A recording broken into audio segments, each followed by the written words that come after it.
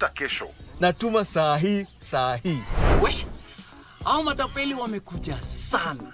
Connection ya stima hufuata process. Hakuna shortcut. Shortcut ni ya wakora. Malipo yote ya Kenya Power hupitia channels rasmi peke yake. We mzee, hizo ni gani unajaribu kunifanyia? Tumekuja kuwashika, buda boss utamulikwa. Tumekuja kuwashika.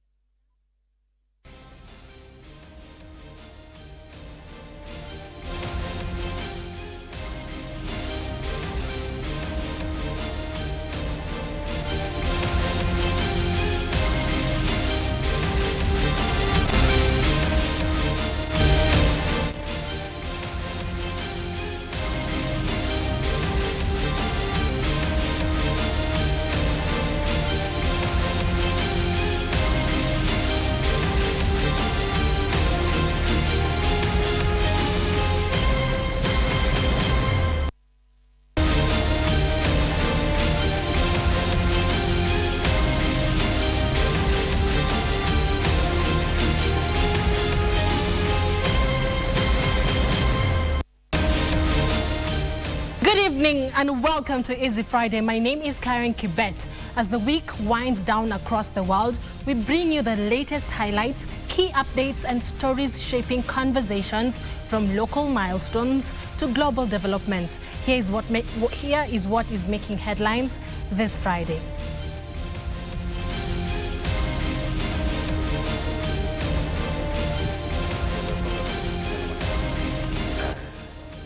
Mic test. No vacancy please. A section of Mount Kenya leaders tells off ODM over their demand to have the deputy president's position in next year's polls. Laying ground for the 2026 national exams. NEC launches assessment and KCAC examination registration. And World Radio Day. Kenya Broadcasting Corporation opens its doors to the public to commemorate the day through some song and dance.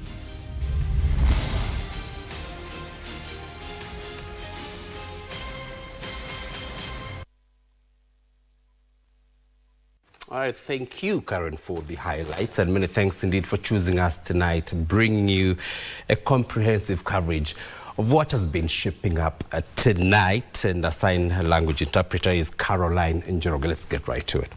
Now, a section of Mount Kenya leaders have told off Orange Democratic Movement Party members over their demand to have the deputy president's position in next year's election polls.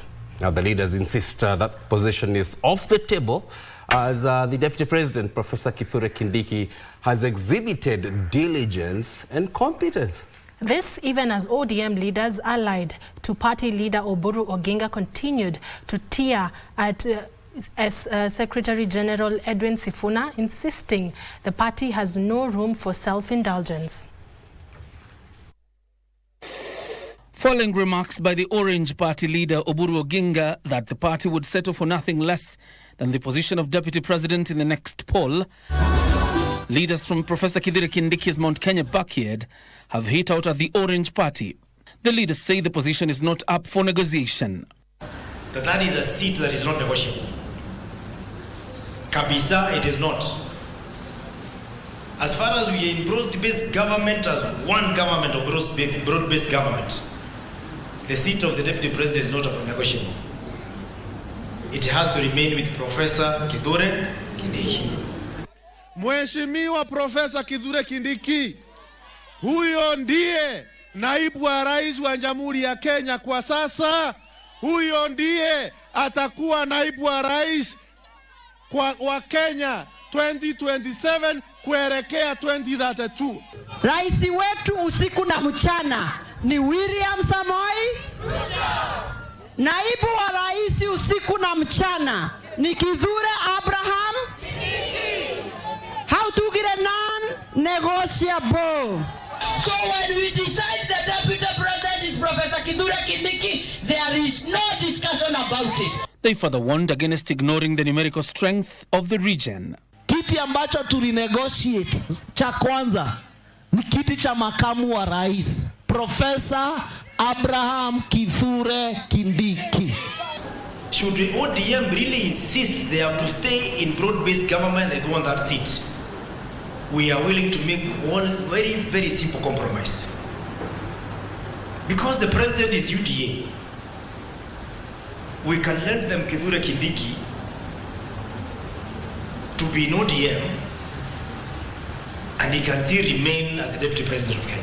Meanwhile, in Magarini constituency, the ODM brigade allied to party leader Oburu Oginga took their Linda ground rallies to the region. They lashed out at Edwin Sifuna's camp, accusing them of causing internal wrangles. Kuna watu wengine hapa Kenya, nataka kuambia nyinyi nikiwa ngarashi hapa.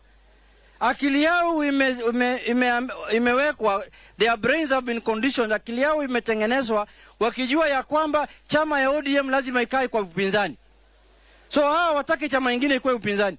Wanataka tu ODM ndio ikuwe upinzani. Hata vyama ndogo ndogo zimeanzwa juzi kama DCP, sijui DAP, vyama vya kijiji wanataka wakuwe kwa serikali, na chama kubwa, chama ya kitaifa wanataka ikuwe kwa upinzani. Mnakubali hiyo? Hayo maneno ya kunitusi mimi sijasoma ni sawa si sawa? Sio sawa, lakini tunamsamea. Kidogo amemtuma rafiki yake mwingine kuniita chokora. Mimi mkiniangalia hivi nakaa chokora. They pledged to shun any attempt to strike a deal with some figures in the united opposition, even as they said they were open to pre-election discussions. Tumeamua ya kwamba kama chama haturudi tena mambo ya opposition na wafuasi wetu.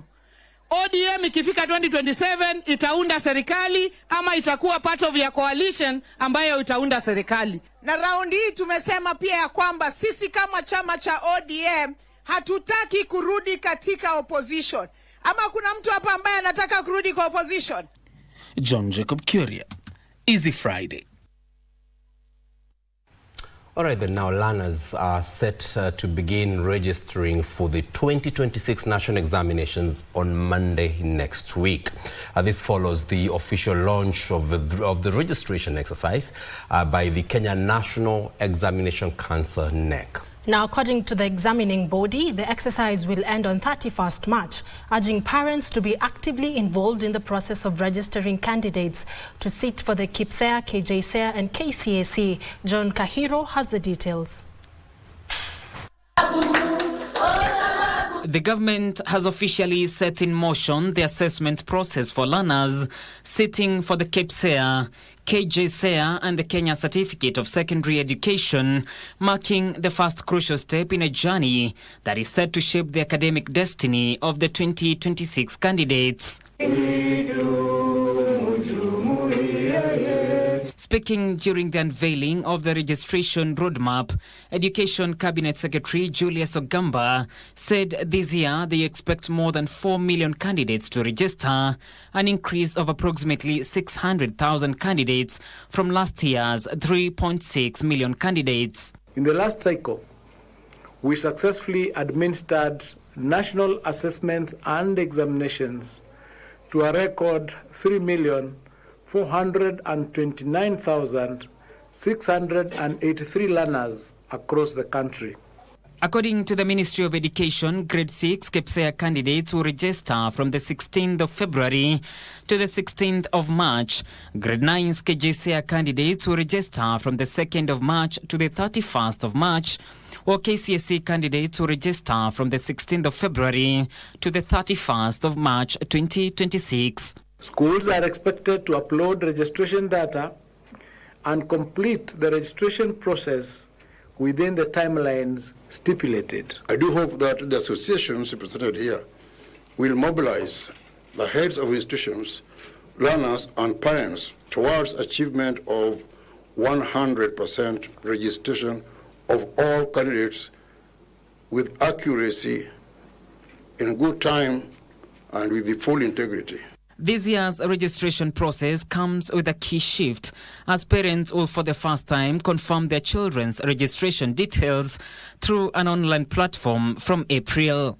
And then we will provide a platform where the parent can log in and check, 1, whether the child has been registered, 2, whether the names of the child have been entered correctly in terms of spelling, in terms of the order of the names, and 3, whether the gender of the child has been entered correctly, and we will explain. Meanwhile, Ogamba warned school heads against registration-related errors. In fact, for the 2026 cycle, we will identify any of the heads of institutions that will not have registered or will have registered related errors for appropriate disciplinary action by the Teachers Service Commission.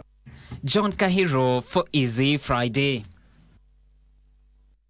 Media houses have been challenged to leverage artificial intelligence as a supporting tool to enhance efficiency. This was the clarion call during the commemoration of the World Radio Day. Well, the media fraternity exuded confidence that while artificial intelligence, AI, is transforming journalism, the human touch is vital in safeguarding trust among the audience. Now, as part of the festivities, Kenya Broadcasting Corporation opened its doors to the public to commemorate the day through song and dance as well. From Monday, Kenya Broadcasting Corporation has been holding a series of activities showcasing the evolution of radio. Fans and students had an opportunity to visit KBC radio studios to get first-hand experience of what happens behind the scenes and interact with presenters, as well as visit exhibition stands to check out equipment. The culmination of the week-long activities would come on Friday as KBC opened its doors to the public to participate in marking World Radio Day. The event was hosted by staff behind the Sundowner radio program, complete with a theme. The country music-themed dress code saw them step out in style, donning boots, hats, denim, shirts, and kerchiefs commonly referred to as bandanas. They swayed to the music as they watched the presenters host the show live.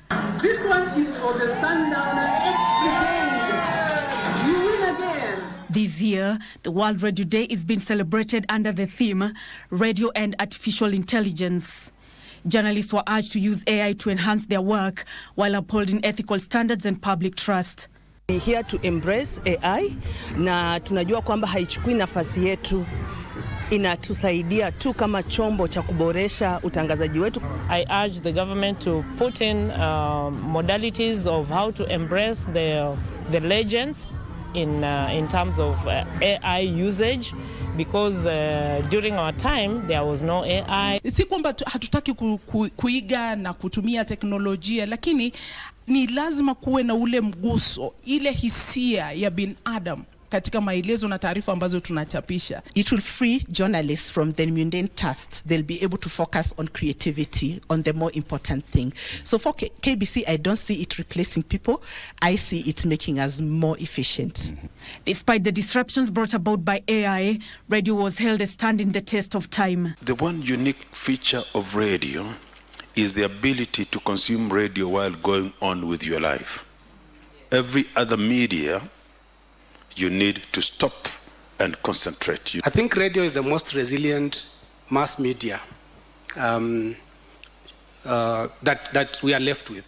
I'm very certain that radio will survive even this transition with AI and everything else. What a way to mark World Radio Day. Indeed, as they say, KBC ni baba na mama.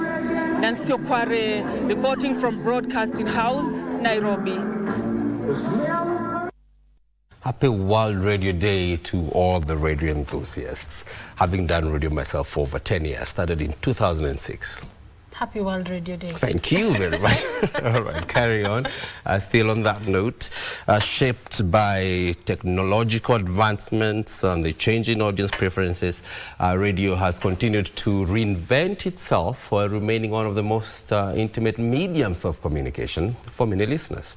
Now that shift from short and medium wave to FM, that's frequency modulation, and now digital platforms. Yes, and as we celebrate World Radio Day, Kasichana Masha delves into the evolution of radio, focusing on how technology has changed the way people consume radio content.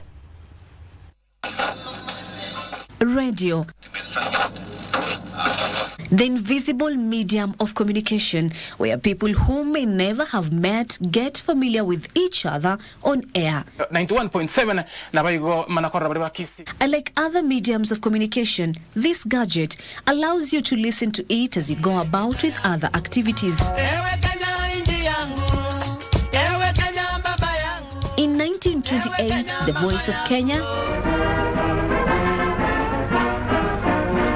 the current Kenya Broadcasting Corporation, hit the airwaves as the English service, being the first radio station broadcasting English, targeting the white settlers. The programs were intended for mostly the European settlers, for their own entertainment, information, and by and large, the programs were either relayed directly through the air and retransmitted from here for those who are in Kenya, or they were on tape and played for the people from here.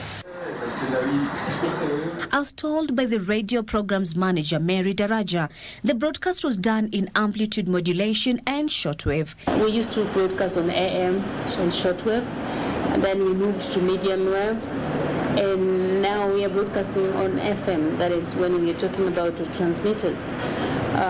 Shortwave and medium wave were very powerful frequencies, but they were using a lot of energy. And presenters played content from on-cassette players and vinyl disc turntables. We were using cassettes for music, we were using Santuri, and it has been a journey, because if you wanted to play a song, maybe it is number 5 in the cassette, either you take a biro pen and then you turn it to get to where you want, or you forward. So it is not like the way we are today when we have computers. I just click, I search the song that I want, and it comes and I air. KBC Radio Studios principal technician Esther Ndunge, who joined the corporation in 1992, recalls how content from the studios was transmitted via cables and mixers. I found quite a big group of technicians, not like today, but the equipments were analog, completely analog, where we were using cabling. We have evolved from being analog to semi-analog, which we were using equipment that were digital, come analog. But over the decades, radio has undergone rapid technological changes. We have the frequency modulation, that is FM. So that's what we're using at the moment, and the digital. Instead of killing radio, the technology has enhanced and expanded radio. For instance, when we talk now, you will find that you can receive radio broadcasts on your phone. Even Mulikamwizi, the so-called Mulikamwizi, you don't have to have a smartphone for you to receive radio broadcasts. The studios have benefited immensely from these changes, enabling users to go about their business with remarkable ease. It has been a journey for us, even for recording, because we also do recorded programs. Today, I can record with my phone, and it will be very clear. In our production studio, we were recording using a machine called Studer, where you put a tape, then you record. If it is 30 minutes, then you finish. Then you start editing. Unlike before, when a fan would have to wait for road shows to connect with the presenters, now fans can watch them live on different digital platforms. We are doing a great job in creating content online. We also stream our broadcasts online so that our listeners abroad get what we produce. The digital age has rendered the physical radio box archaic. Some radio stations have taken their trade a notch higher, linking live radio sessions with television. Mtazamaji na msikilizaji, tunafika kikomo kwa kipindi cha leo. But why do people listen to the radio? Tukiwa nyumbani kwa kazi, mpaka hata mchungaji wa ng'ombe aina kona karedio kale kama kamoja, mpaka mwingine kona zile za kwa masikio, aina kusikiza tu news za Kenya. Ilikuwa ni mambo ya mafunzo. Kiredio, programu za redio hazikuwa kwa za betting, na si ati niko na mambo na babaya na watu ya betting. As the world commemorates World Radio Day under the theme Radio and Artificial Intelligence, caution has been urged on the extent to which such technology can be exploited. You have seen that on the digital platform, people using AI, they can be able to pull a photo and put words to that photo. A lot of it is happening. So when technology is used negatively, it impacts negatively on the society. Technology has, however, revolutionized the transmission of content from radio studios. We call it VRE, virtual radio experience, where the same system can be integrated with another one, such that when the announcer is in the studios, cameras are fixed, and just a click of a button, this audio will be connected either to Facebook, streaming. Radio's journey mirrors the story of the society, one of adapting, innovating, and always connected to its audience. Reporting for Easy Friday, my name is Kasichana Masha. All right, a well-detailed report there by Kasichana on this, the World Radio Day.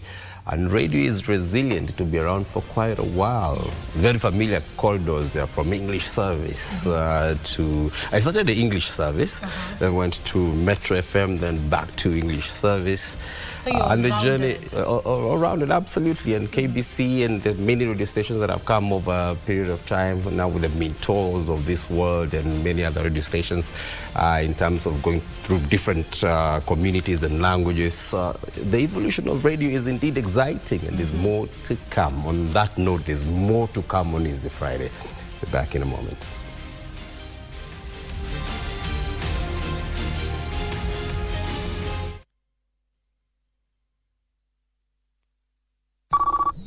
Halo, nani mwenzangu? Yes, halo, jambo kiongozi. Unaongea na Simon na tumeona hii shamba yako iko na nafasi nzuri sana ya kuwekelea transformer. Na sisi tuko tayari kukupea 3 million Kenya shillings kama leasing fee. 3 million? Sio ni dili nzuri sana. Na hii mama inenangaje? Utatupatia 10% ya hiyo 3 million kwa rakichi installation ndio ulipwe haraka. Hapana bana, hiyo pesa ni mingi bana. Tunaweza anza na 100k, hiyo sikupatia wasiwasi. Unaweza ituma wapi? Kumbe hao matapeli wamekumark na wamepiga hesabu vile watakuingiza box. Red flag ya kwanza. Kenya Power hailipi mtu yoyote kuli space ili kuweka transformers kwa shamba. Hakuna mtu anafaa kupigia for any deals, na hakuna deals za kando kando. Kwanza nakata hii simu na naripoti sai. Tumekuja kuwashika. Buda boss utamulikwa. Tumekuja kuwashika. Kaya musha. It is always a good time on Bridge over Congo. Catch us every Saturday from 10 p.m. till midnight. Join me, the Rumba Supreme Leader and the Grand Ayatollah Simeon Mfumo Kimbango and Winnie Marie Jose, Bridge over Congo. Mungu esilaka no nzungu te kasielenge Mungu esilaka no.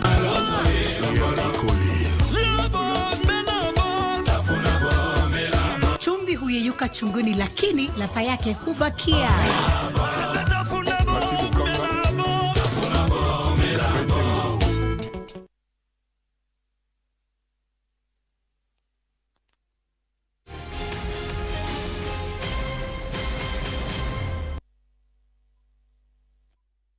Welcome back. For those joining us right now, this is Easy Friday.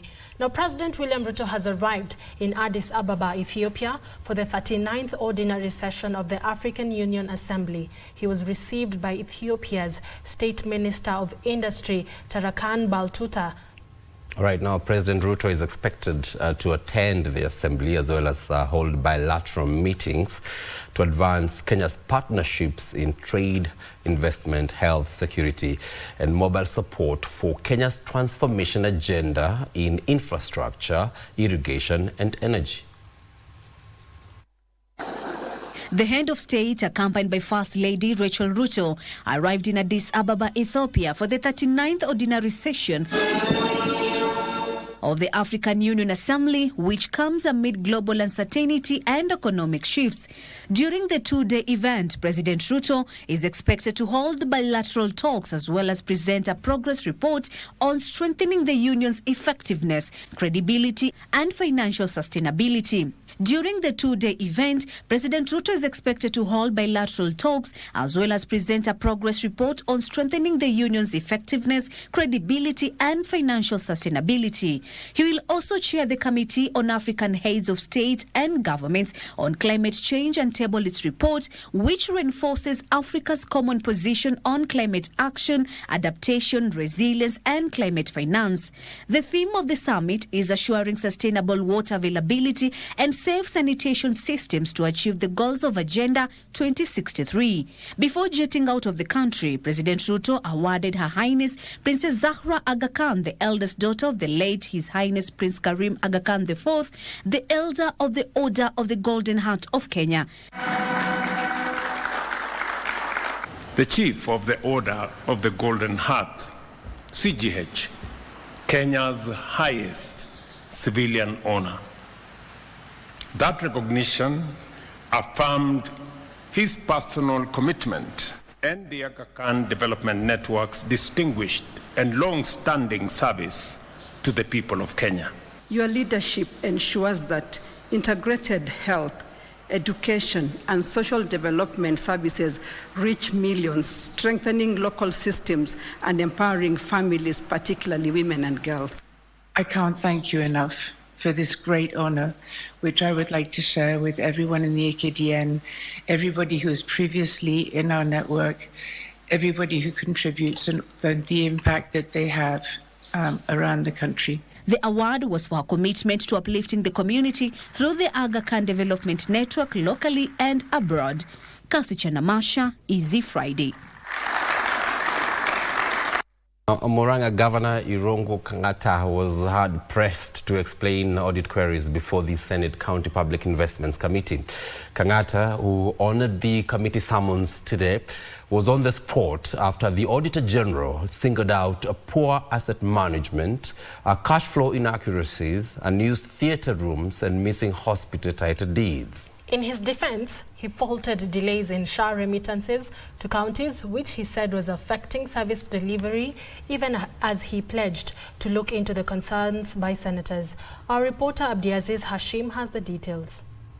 Before the committee for the financial year 20... Murang'a Governor Irungu Kang'ata was put to task over the status of 4 public hospitals in his county. Well, sometimes monkey things happen in those inaccuracies. Senators questioned why Murang'a Kigumo Level 4 hospital theatres, constructed through the taxpayers' monies, were unused. In the circumstances, the public missed out on quality medical services as a result of failure to equip and put the facilities into use. Yes, there might be some outstanding equipments there, but insofar as we are referring to the main building, it is now largely operational. They also sought answers on why the Maragua Level 5 hospital oxygen plant, set up for 188 million shillings, was yet to be repaired after breaking down, denying ailing patients the life-saving oxygen. The hospital has been forced to heavily rely on AMREF oxygen supply. In that case, the service delivery has been adversely affected at the hospitals within Murang'a County. Chair, I am very worried about this particular service contract. However, the hospital has a second plant that is operational and is generating oxygen. adequately to meet the hospital needs. June 2025, the hospital was still purchasing oxygen, and yet you are saying this plant can produce adequate oxygen. The committee also sought answers on the lack of a title deed to the land hosting Maragua Sub-County Level 4 Hospital, concerns of non-compliance, and lack of ethnic diversity, with 8 board members at the hospital said to be from the same community. After the documents that were submitted for auditing were done, along the way I realized I had made mistakes. So, they are starting. When a baby is, when a baby has been born, you don't expect a baby to run. When we get inaccuracies, omissions, or errors, the person we will go for is the accountant. This comes as the governor said Shah owed the county 268 million shillings, but had only remitted 31 million shilling, which was hindering health service delivery in the devolved unit. They have not paid us. It remains to be seen if the governors who have been summoned to appear before the Senate County Public Investment Committee will appear before the committee next week, even as their public spat continues. Abdiaziz Hashim from Parliament Buildings for Easy Friday. Thank you, Hashim, for that report. Moving on, health experts have warned of a possible disruption of critical health services and widening of gaps in access to medical care across the country as a result of the United States government's abrupt withdrawal of funding for the sector. Well, a new report by the University of Nairobi Center for Epidemiological Modeling and Analysis estimates that external health funding has dropped by more than half, signaling the need for Kenya to transition towards a self-reliant and resilient health financing model. According to a report released by Dr. David Haoya, the lead author at the Center for Epidemiological Modeling and Analysis at the University of Nairobi, total external funding for health has fallen from 126 billion shillings in the 2024-2025 financial year to just 54 billion shillings in the current financial year. That drop was actually attributed to the withdrawal. And so what that means is what I've just explained. The areas that were being supported were then going to be affected. Commodities, human resources, and information systems. The sharp decline follows the withdrawal of funding by the United States government, which previously accounted for more than half of all donor health financing in Kenya.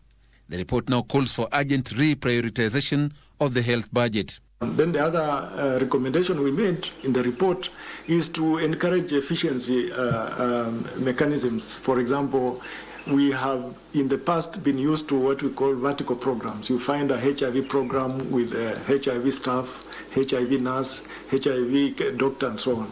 The report also recommends improved efficiency in service delivery, consolidation of health information systems, and new domestic revenue streams dedicated to health. We know that the resources we have are not sufficient or adequate, but we know that we can get alternative ways of funding, including promoting private sector involvement in the healthcare service delivery. Joseph Wahungu for Easy Friday. Well, 35,000 more households are set to be connected to the national power grid as the government scales up access to electricity for all Kenyans. This follows the launch of a 2.5 billion shilling electrification project in Kisii County, led by Energy Cabinet Secretary Opiyo Wandayi. Now, Wandayi said the initiative will enhance rural development and boost education standards. This comes as Rural Electrification and Renewable Energy Corporation (REREC) commissioned a new logistics hub in Mariakani, Kilifi County. The journey to universal access to electricity by the year 2030 inched closer Friday following the launch of a 2.5 billion shillings electricity project in Kisii County. Speaking at the launch in Kiogoro area, Nyaribari Chache constituency, Kisii County, Energy CES Opiyo Wandayi said the project will turn around major aspects of development in the region. Na vijana kujihusisha na biashara mbalimbali ambazo zinahitaji stima ili mambo ya mapato yainuke. Vile vile itawezesha watoto wetu wasome mchana hata mpaka usiku. Separately, in Mariakani, Kilifi County, the Rural Electrification and Renewable Energy Corporation REREC commissioned new offices and storage facilities.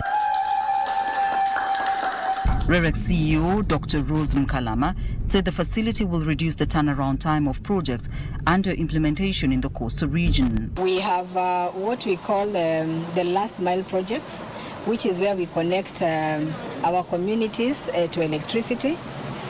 Currently we are having about 115 running, and you can imagine with the closeness we have with the stores, we are going to be able to reach these people before the end of the financial year. This would have taken us longer if we had to take materials from very far, but because of this we are sure that we are going to finish our projects within that time. The modern facility is aimed at enhancing efficiency, accountability and service delivery across Kilifi, Mombasa, Kwale, Tana River, Lamu and Taita Taveta. Established in 2010, the Mariakani facility has served as a critical logistics hub for storage and dispatch of materials for electrification projects. The corporation is currently implementing 21,938 projects valued at 2.5 billion. The new facility replaces aging structures with permanent facilities designed to meet the corporation's current and future operational demands. Caroline Kamau for Easy Friday. 50,000 members of the nomadic community in Turkana County are set to benefit from a 7-year multi-billion project that aims to support climate-resilient programs, health systems, education and gender equality. Well, the project is set to be implemented by the Turkana County government in collaboration with Adventist Development Relief Agency, ADRA, and Global Affairs Canada. The project is expected to boost the ongoing efforts by the government to curb the dire impacts of drought and famine that the country is currently experiencing. Turkana County is one among the drought-stricken counties with thousands of residents in dire need of humanitarian support after months of failed rains.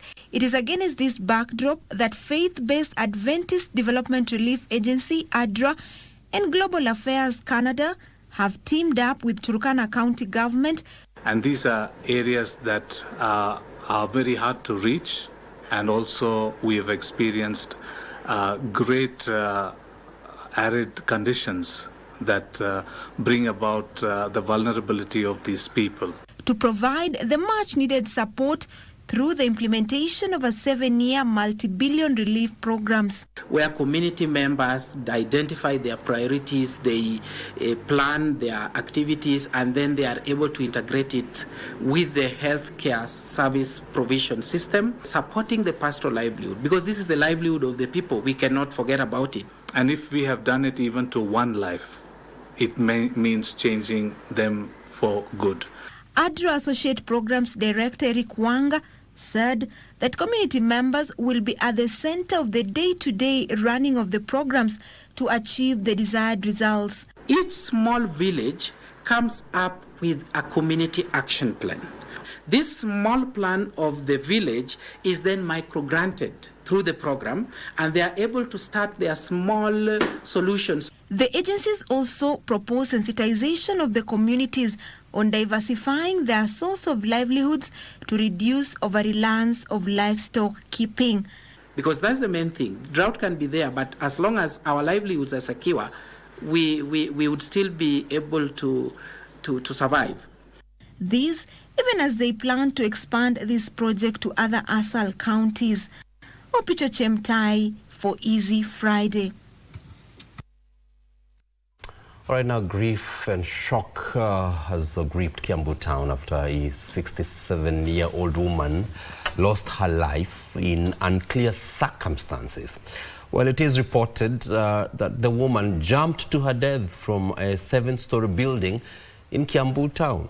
Elsewhere, tragedy struck the Kenya Power Company Busia branch after an engineer reportedly collapsed and died while at work. In Kiambu town are investigating an incident in which a 67-year-old woman died after reportedly jumping from a 7-story building. The woman is reported to have been battling a mental health condition and was staying with her daughter in Kiambu, where she was undergoing medical treatment. Na tunapoangalia mahali ameanguka, maswali kaanza kuibuka. Kwa sababu hasa apoteza maisha, hapo kwa mtalo amelala vizuri. So inasemekana ni kwamba ameanguka kutoka juu akiwa kazi yake ya kuanika manguo. Ni vizuri kukaa tukiangalia wengine muda kwa muda, sababu inakaa tunapitia mawazo mengi sana kwa wakati huu tuko. Kiambu Deputy County Police Commander Grace Kathure confirmed that the woman's body was found by police lying on the ground near a stormwater drainage area next to the building with multiple fractures. The body was moved to Kiambu Level 5 Hospital mortuary, awaiting an autopsy to determine the cause of the death. Right now, we cannot give the reasons why the lady committed suicide. We are still investigating, and we shall reach to the family as soon as possible. Elsewhere, Madua village in Busia County has been thrown into mourning following the death of a Kenya Power Company engineer. According to Kenya Power manager in Busia, Kennedy Sidera, the late Kevin Onimbo met his demise after collapsing while working in the company's office. Sasa unajua mambo ya mengine itakuwa ni vizuri familia pia waweze kusema, lakini sisi kama kampuni ile tunaweza sema na kwa hakika alikuwa pale nje ya kampuni, alicollapse na tukamkimbiza hospitali. Joseph Wahungu for Easy Friday. Now, the culture has been identified as a key to strengthening national identity and community development. Well, according to the International Research and Policy Advancement Kenya, our culture can be used as a bridge to unity and peace among communities from across the country. Our reporter Aaron Marie attended one of the ongoing cultural events in Nairobi and filed the following report. Here at Mbotela Social Hall along Jogoo Road, where color, rhythm and tradition have taken center stage at this year's Urafiki Cultural Festival. For 4 days, communities from different parts of Kenya have gathered here to celebrate music, dance, storytelling and culture. Tulikuja tukakaa na komiti, tukakaa na vikundi na wazee wa tradition mbalimbali, tukasema tunataka tuwe na urafiki, ni kuleta communities pamoja. The festival is organized by the International Research and Policy Advancement Kenya (IPAC), a body that says culture is key to strengthening national identity and community development. Lengo kuu kubwa ni kuunganisha vijana tuweze kutoka katika hali ya ukabila, sababu unakuta watu wengi wanatumia vijana kuleta vurugu. Organizers say the vision goes beyond Nairobi. The initiative have received support from different partners. Furahi sana kwamba imeanza vizuri na ni kuonyesha kwamba mwanzo mpya ambaye italete mambo kumbwa kabla tumalize hizi festivals. Beyond entertainment, the festival is positioning itself as a tool for unity, allowing Kenyans to experience cultures different from their own in a shared space of celebration. I come from a different community, but here I am learning about another communities. It's dance, yes, but also through that dance, na learn kuhusu culture zao, kuhusu how the roots of the cultures, Then I spread to others. Reporting for Easy Friday, I'm Aaron Marie. Well, across parts of the country, thousands of widows, orphans and young farmers are living on land they cannot legally control, even though it belongs to their families. Title deeds exist, but they bear the names of the dead.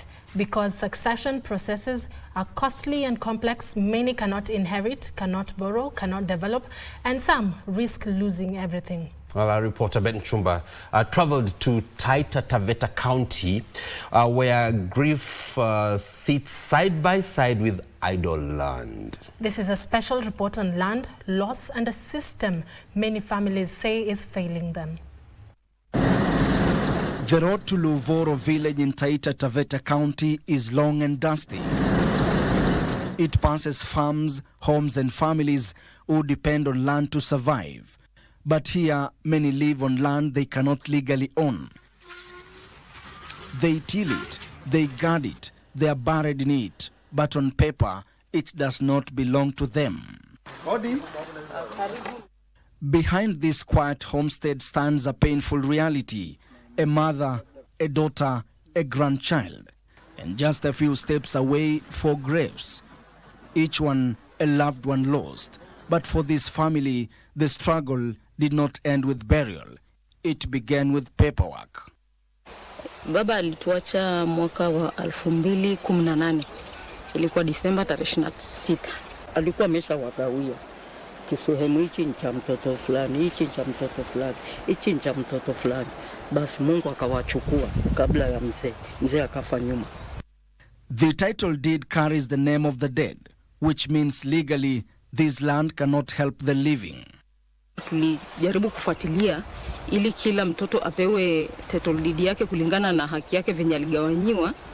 Ilikuwa ngumu kwa sababu kwanza ni gharama. Hiyo pesa ni nyingi sana ya kwenda kufanya hiyo kugeuza majina. Hatuna uwezo kwa sababu tuseme brothers ambao ni wakubwa wote walipasi. Tulibaki wawili.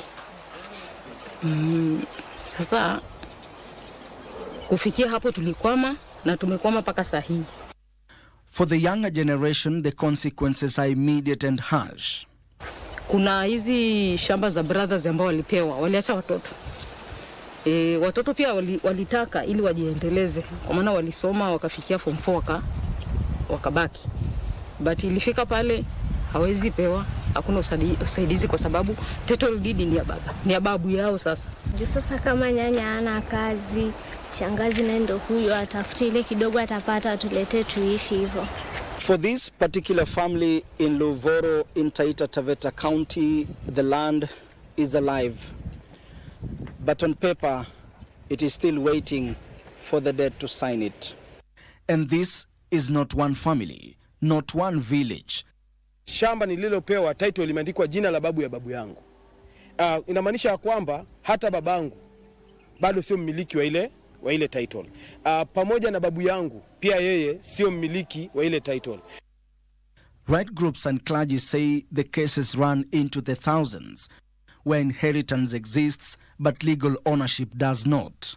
Pale wale kina mama ambao wangesema waume zao walikuwa na title deeds pia, wengi walikufa kama hawajashirikisha wake zao. Kwa hivyo wakawa si partners katika ownership ya land. Na wengi pia walikufa intestate. Hawana will, hawajaandika ile wasia yao ya kwamba mali yangu igawanye namna gani. Na pale pia pamegawanya yule ambaye alitamka kwa midomo ama kaeza kuandika pia, lakini unakuta kwamba bado title deed ilikuwa kwa jina lake na shaenda mbele za haki. Mtu ambaye ameachiwa urithi labda na mume wake, alafu nakuta family inaingia inataka kupokonya ile haki yake. To transfer land after death, families must go through courts, lawyers, gazettement, registry approvals and multiple filings. The process can take more than a year. Sometimes it costs more than the land itself. Paka saa hii imekuwa ni kotini, nyumbani, kotini, lipa, sijui judiciary pesa imelipa kwa judiciary, tungojee mwezi mmoja kuna barua itakuja, letter of grant itakuja, so sasa tunangojea letter of grant. If you ask them to go through that very long process, court process, gazettement, legal fees, it gets to a point where it doesn't make sense because the value of the land is actually sometimes lower than how much they're going to pay in the process. Kwa hivyo nakuta watoto wanakosana kuhusu yale mashamba. Hakuna mtu ana right kulima kwa sababu kila mtu anasema hili ni la babangu, hili la babangu, na ili hali hakuna jina yote na pia babako kwa ile shamba. Agricultural finance leaders now warn this is no longer just a family problem, it is becoming a national economic risk. I'm convinced, and all the evidence is there, that we have a national problem. But the problem has been with us for so long that Kenyans have accepted that that is the norm. There's nobody who is pushing for a change, for reforms. Other countries have simplified succession at local administrative levels, reducing time and cost. Here families say reform is overdue. Tuko na mama kwa sasa ameshikilia title deed ni ya bwanake. Hatuombi apasi before sisi, lakini sasa anaweza kaenda ghafla. So akienda ghafla tutabaki tu na title deed ambayo si ya kwetu. Mwenyewe alipass, bibi yake alipass. So sisi tutabaki tu. Ningependa tu kuomba serikali iweze kurahisisha hili swala. Irahisishe hili swala kwa ili ya kwamba hizi huduma zije hapa mashinani. Yafanye education kwa hawa wazee wetu. Ndio ili isionekane kwamba nikiandika wili yangu ni kwamba nimejitakia kukufa kesho. Ukweli wa mambo, tupande wapi twende wapi, kufa kuko. Across these villages, the pattern repeats. Graves beside farms, children beside title deeds they cannot use, widows guarding land they cannot transfer, youth watching opportunity dry up season after season. The land feeds them, shelters them, buries them, but legally it does not empower them. My honest opinion is that there is no greater issue for Kenyans to deal with than this one. So if there's going to be a conversation by Kenyans about reforms, things that needs to be changed, this must be part of that conversation. They say inheritance should not be a privilege for the wealthy, but a right for every family. Ben Chumba, Easy Friday. Thank you, Ben Chumba, for that detailed report. Now moving on, the Cabinet Secretary for Roads and Transport, Davis Chirchir, has assured port users that the Kenya Ports Authority and other government agencies are working together to ease congestion and improve efficiency at the port of Mombasa. Well, this comes after mounting congestion during the peak season, which caused delays and increased the cost of business. This and other stories in our County News Roundup. Speaking at the facility, the CS highlighted improvements that have already reduced the number of vessels waiting for berthing space. With Mombasa Port recording impressive cargo throughput in 2025, the government is focused on enhancing infrastructure to ensure smooth operations and support regional trade growth. When there are impediments in the current kind of congestion we've seen currently, they pull the country down in revenue shortfalls. Want to just assure Kenyans that the challenge we see today in congestion in the port will be addressed. We are accelerating the development of Dongokundu Path 1. Separately, the government has appointed Jesse Kiveo Maruti as the new Chief Executive Officer of the ICT Authority. Principal Secretary for ICT and the Digital Economy, Engineer John Tanui, said the ministry will back Maruti to help deliver key flagship projects under the bottom-up economic transformation agenda. We will give all the due support to ensure that ICT Authority can play its role to enable us realize our vision of realization of the digital superhighway and creative economy and our bottom-up transformation agenda. Meanwhile, in Migori County, farmers from the Lower Kuja irrigation scheme are voicing concerns about the relocation of a proposed rice miller. They worry that moving it away from the irrigation project will hurt their productivity and profits. We are surprised that machine is not going to be built here, the mill is not going to be built here. We are getting rumors that it's going to be taken somewhere. When it is built somewhere far, it will increase the cost of production. And the Kenya National Union of Teachers elections are nearing completion in Kikuyu, Kibbett and Limuru, with over 1,300 members set to vote on February 14th. Some of the teachers will be locked out during these elections because some of them are in agency fee. And this agency fee, they will not be eligible to go for the election. In Machakos County, 2 drivers of a 14-passenger matatu and their accomplices were arrested after allegedly attacking a 7-passenger matatu driver. Wachukua hatua warudishe hizi magari kwa stage yao. Kwa sisi wakati walipo tupea stage yetu, tumepanga magari yetu mzuri. Na tushapanga hizo magari wanakuja wanatupepea watu, hiyo sio kazi mzuri. In Kakamega County, Bishop Joseph Sagwe Obanyi is calling for better infrastructure in public schools to combat overcrowding and improve the implementation of the competency-based education system. The government needs to look at how do you distribute.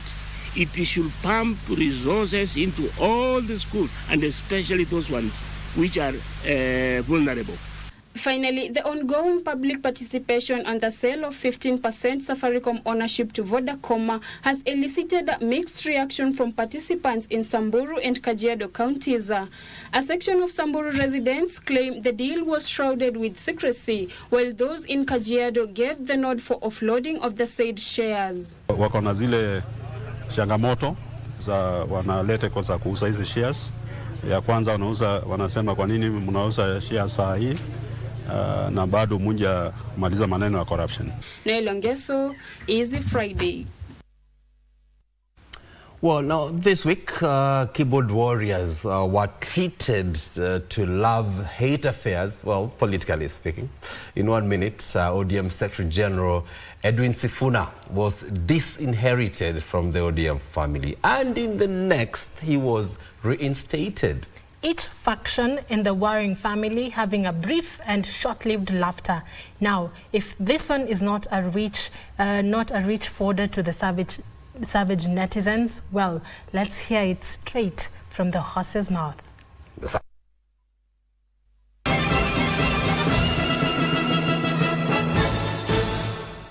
Finally, it feels like the political season is upon the netizens, and hasn't the political drama started? So let's see what transpired this week. A push and pull and a shove here and there between Raila's political son Edwin Sifuna and his ODM siblings had netizens busy speculating what was next. It began with Sifuna getting bundled out of the party as its legitimate Secretary General. Tunaendelea mbele na maringo. Not so kind words coming out of the 1992 Gen Z, aka youth leader Oburu Odinga. Ati kama yeye hayuko, chama haiko. Kwani wewe ni nani? But in quick succession, Sifuna was reinstated, and oh boy, didn't they have to clap? I shudder to think that mere minions. Now, this power struggle in the Orange family left netizens lighting wildfires on social media realm. Shekerut, Oburu is the perfect example of how fast your uncles... Oh, sorry, wrong tweet. I don't want peace. I want problems, always. Hey! Omosh, pray to God he doesn't bless you with uncles like... Oh, oops. Again, wrong text. Willie wrote, Oburu, the typical African uncle. Not sure what Willie meant by that, though. Damn! Cassie, ending the matter, wrote, unfortunately, this is a classic human nature.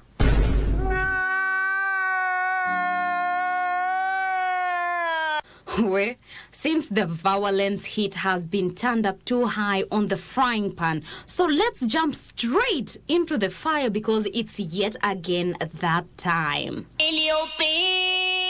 My Valentine is a yes or no answer. The hype that comes with the month of love, oh my word, has raised pressure among some netizens. What are you saying?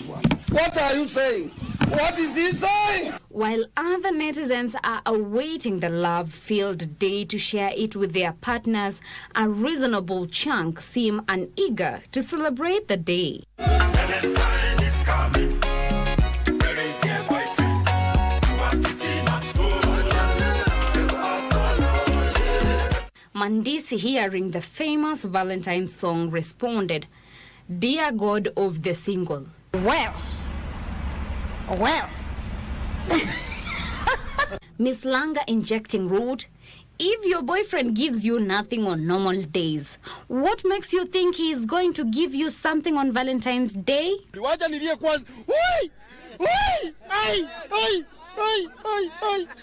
I responded, hii wiki tutatoboa kweli.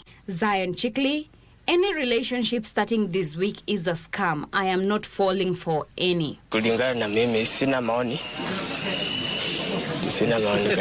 Wow, then let's wait and see how the Lovers' Day unfold. But for now, how about we enjoy this week's banger?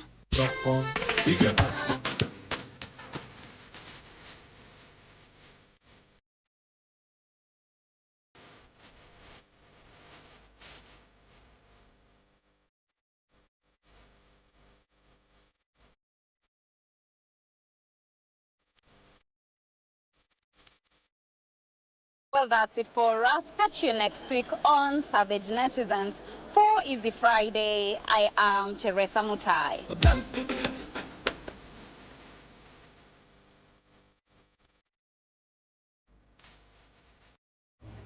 Well, the Savage Netizens almost breaking us. Thank you, Tess. All right, moving on. Let's speak about culture now. Now, along the quiet southeastern shores of Lake Turkana lives one of Kenya's smallest and most unique communities, the El Molo. For centuries, their lives have revolved around the lake, but beyond fishing and survival lies a deeper spiritual world, once centered on sacred shrines that connect the living to the unseen. Tonight on My Culture, we explore the shrines of the El Molo community, symbols of faith, protection, and identity.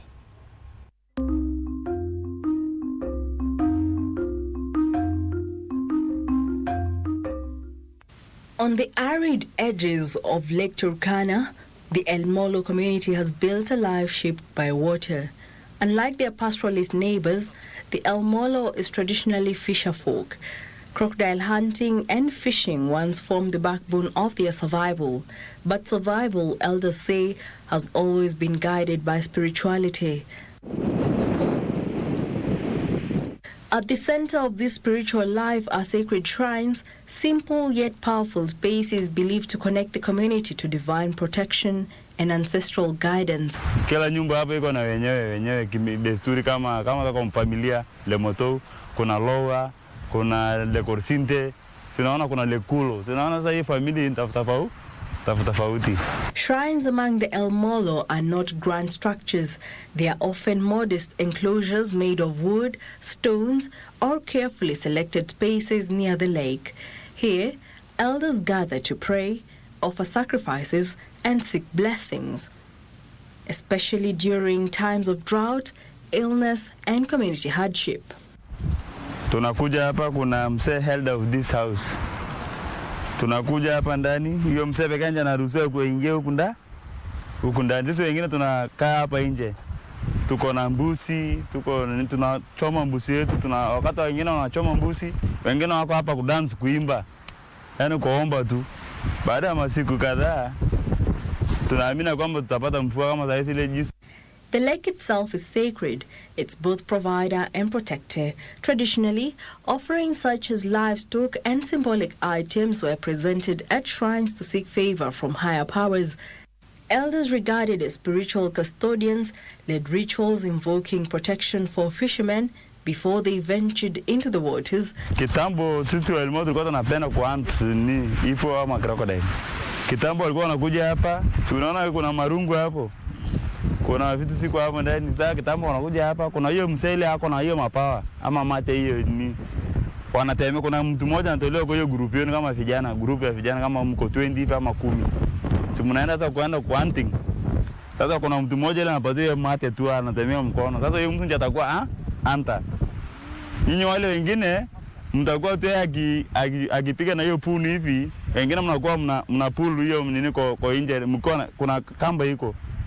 Kuna kakamba hivi iko hivi, mnafuta hiyo nini ndani, lakini kuna wale wengine wako ndani ya maji.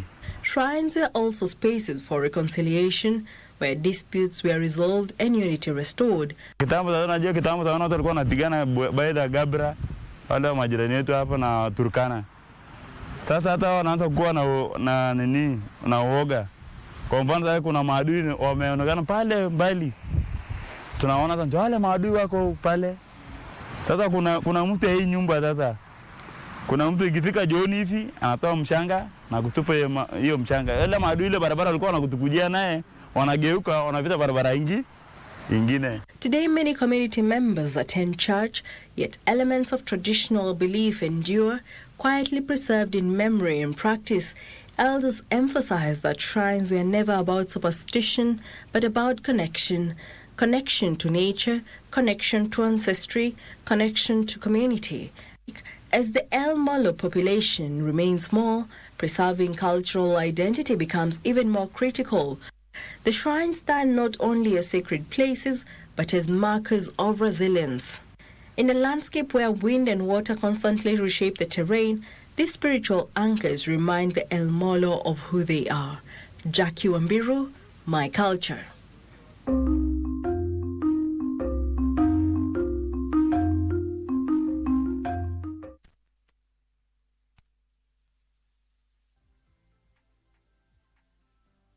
Something illegal as well. The tap and go from Asati. This is a try for sure. Wekesa ducks down. Kenya takes the lead. The first leg of the HSBC 7th Division 2 will be underway this weekend from 14th to 15th February 2026 in Nairobi at Nyayo National Stadium. But a foot race. It promises to be tremendous pace from Odongo. Oh my goodness. Out of the 11 competing nations, Kenya is represented by a balanced squad of both the men's and women's teams, Shujaa and Lionesses respectively. They're dragging them down, but they will. Going straight up the middle, the player who made the try-saving tackle, Fricio Odor, streaks away in front of Kenya corner. It is rugby for Valentine. Let's lose and enjoy the full HSBC 7th 2 experience live on KBC Channel 1, your true sport partner.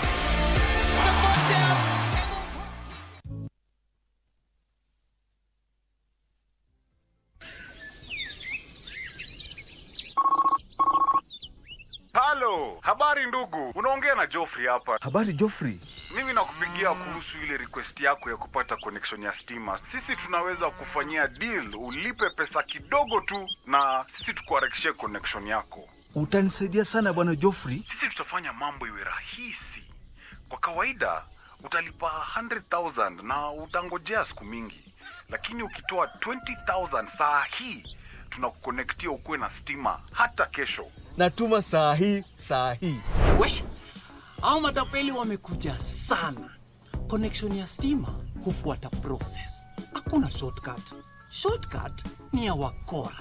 Malipo yote ya Kenya Power hupitia channels rasmi peke yake.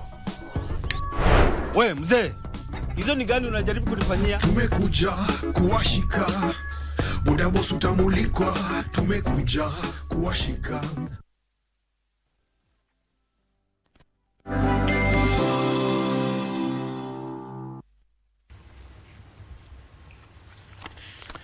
Happy World Radio Day.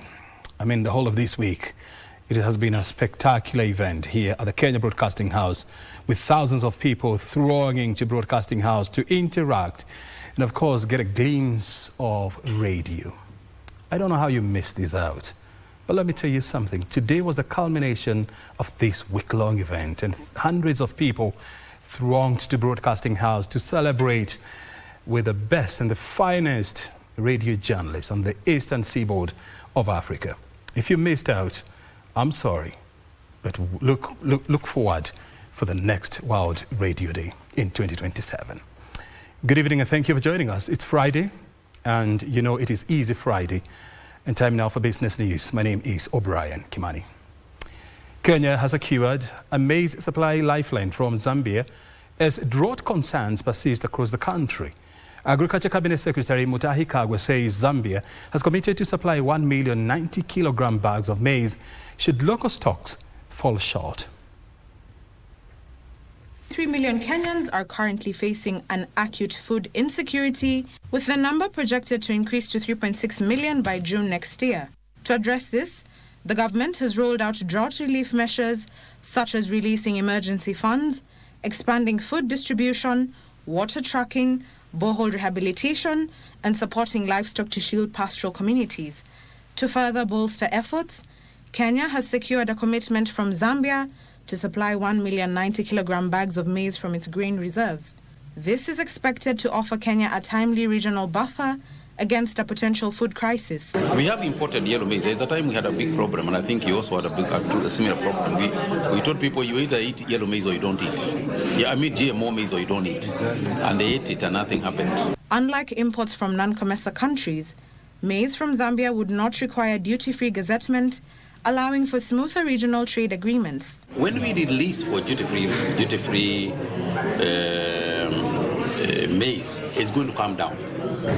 Because you get from Brazil, you get from wherever, So, and that's why for them it is important for them to bring now. Kago is assuring the public that the government will only trigger imports if local farmers fail to adequately replenish the strategic grain reserve to avoid oversupply while safeguarding food security. Ndutamokami for Easy Friday. Businesses based at the export processing zones have welcomed extension of the African Growth and Opportunity Act, popularly known as AGOA, saying the move has eased fears among thousands of employees who feared losing their jobs. New White Apparel EPZ General Manager Rudolph Isinga is urging the government to fast-track talks about a longer-term duty-free trade deal with the United States, warning that short timelines complicate supply chain in the planning process. The United States this month extended the African Growth and Opportunity Act for Kenya, securing duty-free access of textile and apparels until the end of this year. The decision secured over 66,000 jobs and spared products worth about $500 million from tariffs. Businesses based at Kenya's export processing zones have welcomed the extension, highlighting that duty-free access to the U.S. market would support job creation and exports. That negotiation brought some smile to the face of the employees who are worried that they might lose their jobs. As you see, this facility is employing around 6,000 people. He is, however, calling for a longer and stable deal between Kenya and the United States, since exports require careful planning of supply chains, logistics, and production schedules to meet strict delivery timelines. The government should now continue spearheading bilateral negotiation so that before it expires, at least we have either an FTA in hand.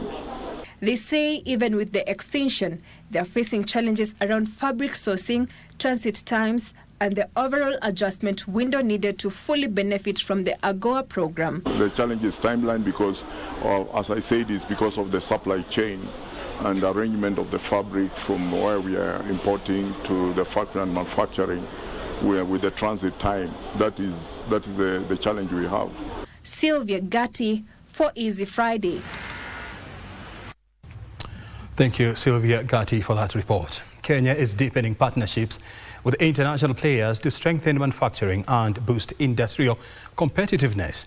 Government officials say deeper collaboration with global investors and technology partners is attracting capital, expanding production capacity, and advancing energy-efficient technology-driven manufacturing. This was the key message during the Global Dialogue meeting that brought investors from Hungary and Kenya. Adili Group Chairman Chris Dyers has urged Hungarian investors to tap various business opportunities in Kenya, especially in the fields of renewable energy and technology.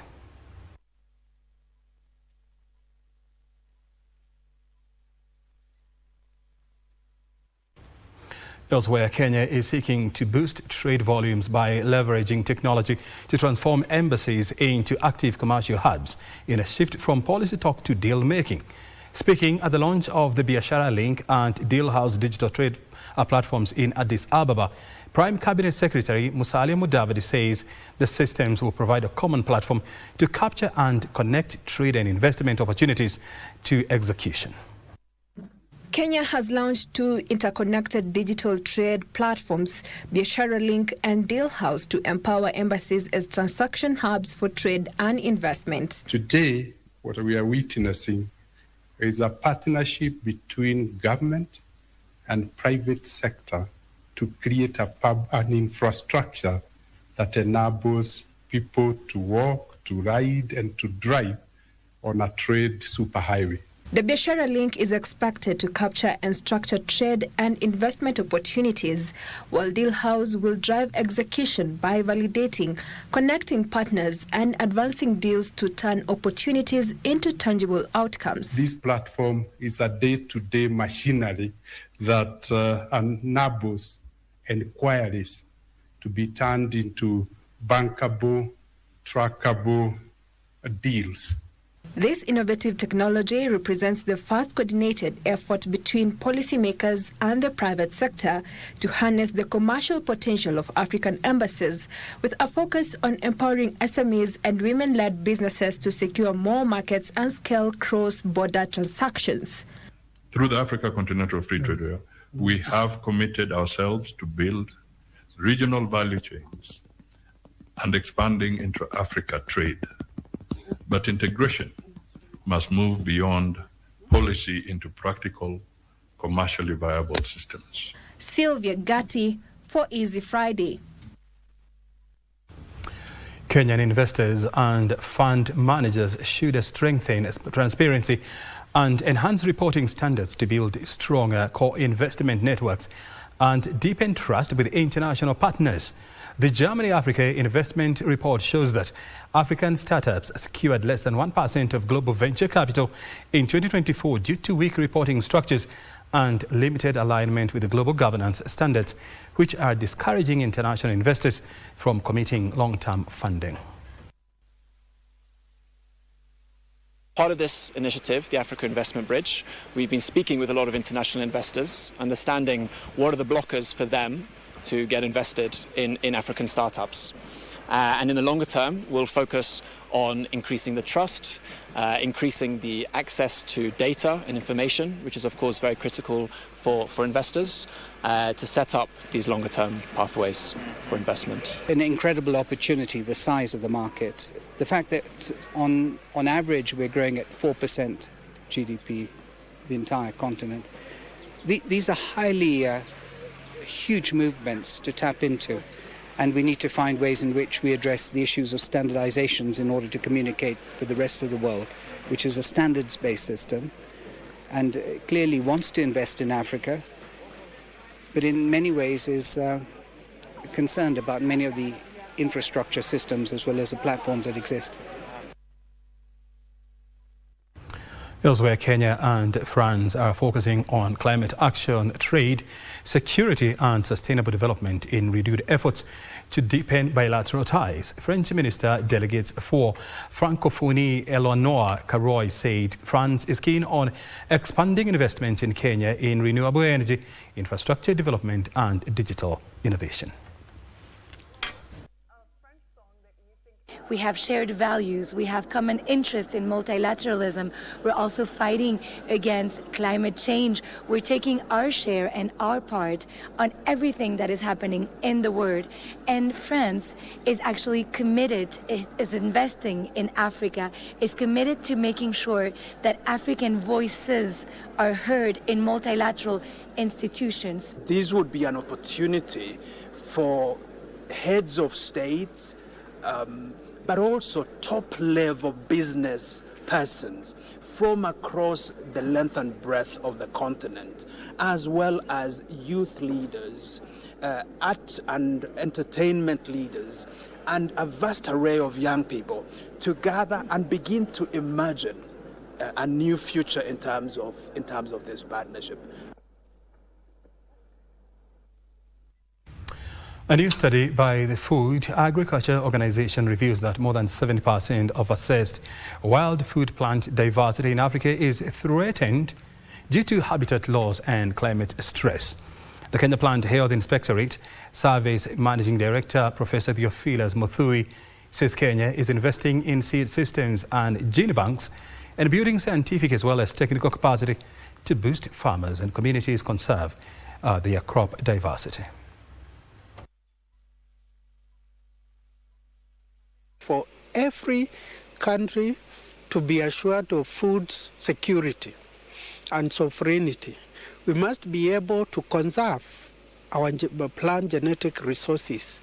Those land races, the farm-saved seeds, those indigenous plants found in the wild, which our farmers have used indigenous knowledge to be able to utilize them for either food, as fruits, vegetables, and so on, are very important. These resources that could serve as insurance for the continued adaptation of our cropping systems to the vagaries of extreme weather events, they could be lost.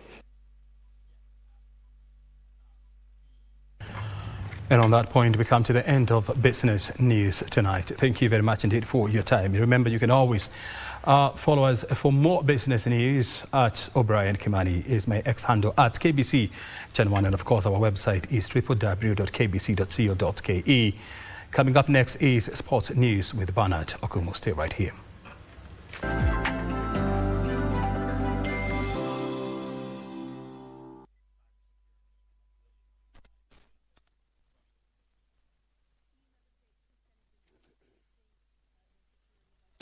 Saa hii ukidial star 419 hash option 4 ama uingie kwa tushinde.com, hakuna probox. Jaribu, ni ukweli. Yaani nimeshaingia na ndio tunafyeka. Ya inaona iko ndani. Wanaongelea nini hao? Ni shamba. Na sio moja, sio mbili, shamba 3 hapa Juja. Very nice. Na ni area moja development na growth iko promising sana. Stima iko ndani. Hiyo, maji inapatikana. Wow. Security iko sawa na all basic amenities zinapatikana. Shamba ni 3 na kuingia kwa draw ili kujishindia moja kati ya shamba hizi 3 ni 35 bob pekee. Na mtu akitaka zote 3, iko special ticket ya kuweza kujishindia shamba zote 3 kwa tikiti moja ya 99 bob pekee. Hata hiyo, na barabara ni nywe mpaka kwa ploti yako, na kila ploti is worth 1.5 million Kenyan shillings.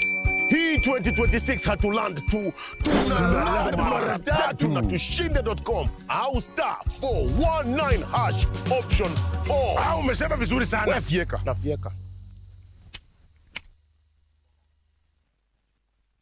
Something illegal as well. The tap and go from Asati. This is a try for sure. Wekesa ducks down.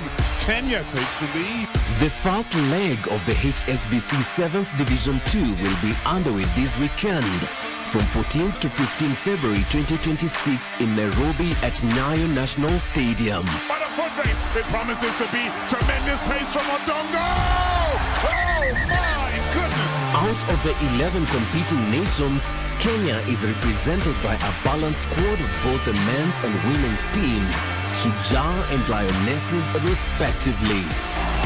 They're dragging them down, but they will.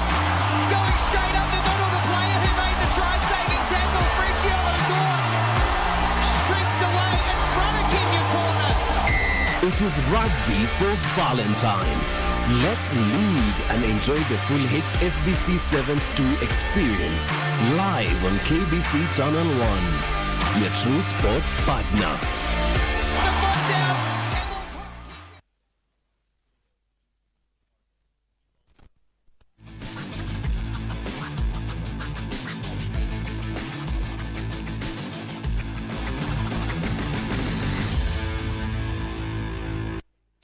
And thank you for staying with us. It is time for Easy Friday Sports with me, Bernard Okumu. Now, the Confederation of Africa Football has clarified that the 2027 Africa Cup of Nations will still be held in the 3 East African countries in Kenya, Tanzania and Uganda, despite speculations that it had been rescheduled. Cases of indiscipline will also not be tolerated as CAF plans to stage a successful tournament. Now, CAF has warned that all cases of indiscipline, like the one witnessed at the AFCON final in Morocco earlier this year, will be punished in their efforts to promote the ideas and ideals that make football the best and biggest sport in the world. CAF has also clarified that the 2027 tournament remains in the East African region and will be played as scheduled, with the officials expected in the 3 nations to ensure they are adequately prepared for the tournament. CAF has also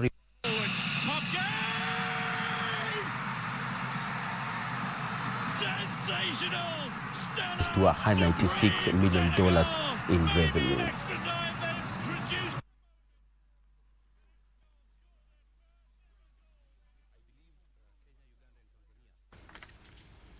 Of the most memorable, most spectacular football events, not only in Africa but in the whole world. And we invite everybody to come, share and be part of this unbelievable event that is coming up next year.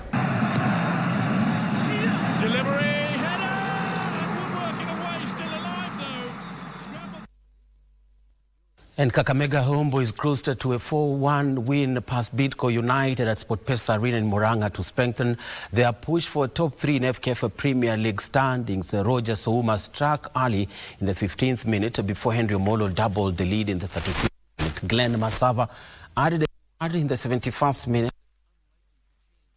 Bidco in the 77th minute. Zinedine Besonga sealed the scoring with a late goal in the 89th minute. The victory lifts Kakamega Homeboys to 3rd place with 31 points, while Bidco are still struggling in the 17th position on 16 points.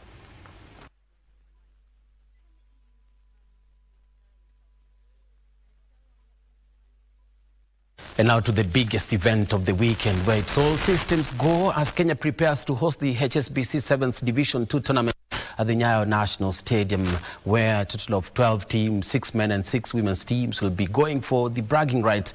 Kenya's representatives, Shujaa and Kenya Lionesses, will be all out to make their nation proud, with KBC Channel 1 making sure that you don't miss out on the action by televising all the matches live from tomorrow and Sunday.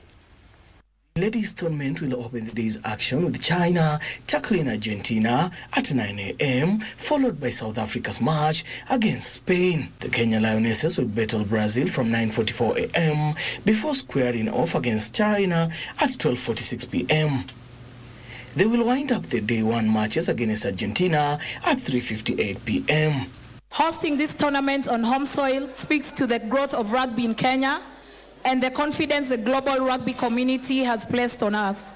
The men's action will get underway with USA playing Belgium at 10:06 a.m, followed by Uruguay's match against Germany at 10:28 a.m, before Shujaa take on field against Canada at 10:50 a.m. Host Kenya will return to action at 1:52 p.m. against Belgium before concluding their day 1 fixtures against Germany at 4:54 p.m. May the rugby be fast, fair and inspiring, and the friendships that are formed here endure long after the final whistle. KBC Channel 1 will televise all the action for the opening leg of the HSBC 7th Division 2, which will be staged at the Nyayo National Stadium. And the 5th edition of the annual Sirikwa Classic World Cross Country Tour will be held tomorrow in Eldoret, attracting more than 1,900 athletes from various nationalities in what promises to be a thrilling day of competition. Now, the prestigious Gold Tour meeting on the World Athletics calendar will feature 4 main race categories. These include the under 28-kilometer race for men, the under 26-kilometer race for women, and the 10-kilometer senior races for both men and women. Defending champions Daniel Ebenyo and Agnes Jebet-Ngetich are set to return to Lobo Village with one clear mission: to defend their titles and once again stamp the authority on home soil. Organizers say preparations are complete, with security, medical teams and technical officials in place to ensure a smooth event.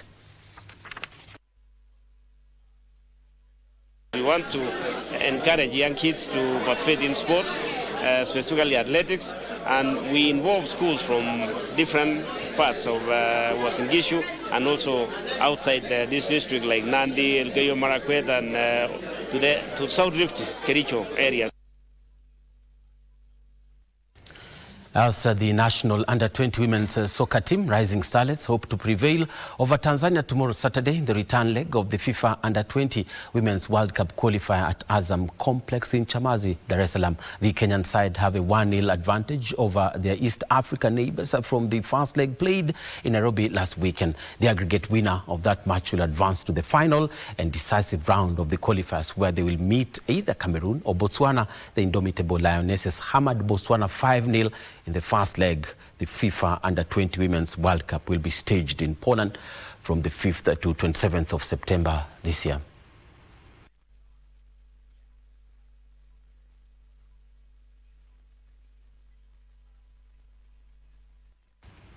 And across the borders now, it is advantage Man City and pressure on Arsenal. Meanwhile, Premier League leaders Arsenal were held to a 1-1 draw by Brentford at GTEC Community Stadium in a match that saw them drop crucial points in the title run. Pnoni Madueke's goal in the second half was not enough to seal the 3 points for the Gunners as Lewis Potter equalized for Brentford in the 71st minute to earn the Bees a point. Arsenal's draw boosted Man City's hopes of winning the title as they are now 4 points behind their London rivals. Brentford's point moved them to 7th position with 40 points. Meanwhile, Spanish giants Barcelona suffered a heavy 4-0 first-leg defeat in the Copa del Rey semi-final against rivals Atletico Madrid, with Ademola Lookman, Antoine Griezmann and Julian Alvarez all scoring.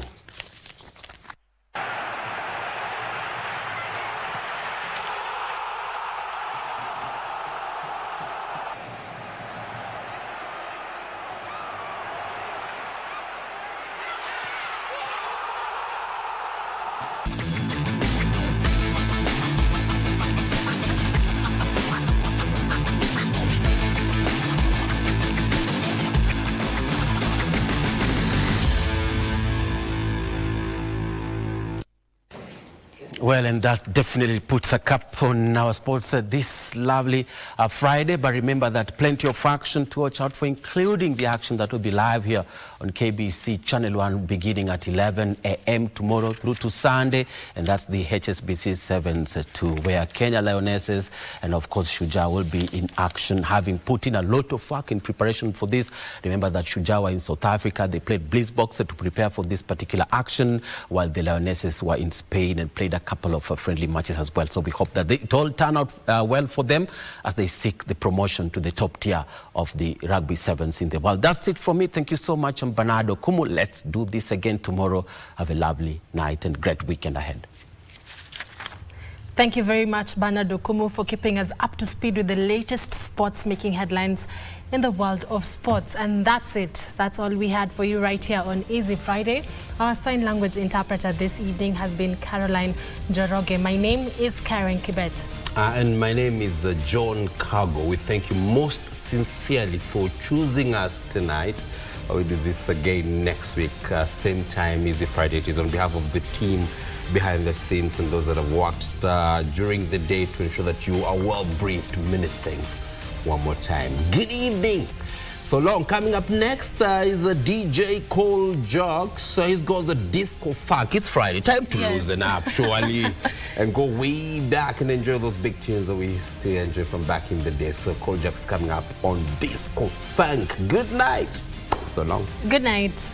Happy Valentine's tomorrow. Oh, yeah. Yes. That's why I'm dressed in red. Happy Valentine's. Thank you so much. Right. Good night. Good night.